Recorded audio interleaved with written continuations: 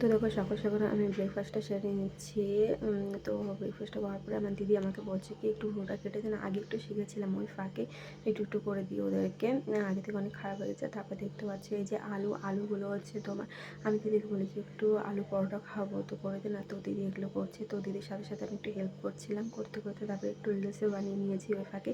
তারপরে এগুলো কাজ করে তারপরে আমি, দিদি, ভাবি, এই যে আমাদের এখন প্রায় নদীর ওখানটায় একটা শিব মন্দির আছে। আর দেখো নদীর জলটা ঘোলা, দেখতে ঘোলা কিন্তু তাও অনেক দিন পর গেলাম। তো তো স্নান করতে থামতে পারলাম না, অনেক ইচ্ছা হলো স্নান করতে। তারপরে আমরা বাড়িতে গিয়ে খাওয়া দাওয়া করে রেডিতে একটু রেস্ট করে তারপরে দেখো বিকালবেলা একটু ঘুরতে বেরিয়ে গেছি আমরা সবাই মিলে। ঘুরতে ঘুরতে অনেকটাই তোমার রাত হয়ে গেছে, অনেকটা বলতে তোমার 7টা 7:30 মতো এমনটা হয়ে গেছে। তারপরে একটু ওখানটা এত সুন্দর হাওয়া হচ্ছিলো, তো আমরা ওই ফাঁকে একটু বসলাম, বসে তারপরে অনেক ভালো লাগছিলো, হাওয়াটা এত সুন্দর আসছিলো। তো আমি বসে গেলাম, বাড়ি যেতেও ইচ্ছা করছিল না, মনে হচ্ছিলো যে আর একটু বসে থাকি, কিন্তু কী করার। ওই দিক থেকে মা ফোন করছিল যে তোরা কোথায় আছিস, তাড়াতাড়ি আয় তাড়াতাড়ি আয় তাই বলছিল। তো আমরা আর বেশিক্ষণ না থেকে ওখান থেকে চলে গেছি। তো আমার ভিডিওটা কেমন লাগলো অবশ্যই জানিও কমেন্টে।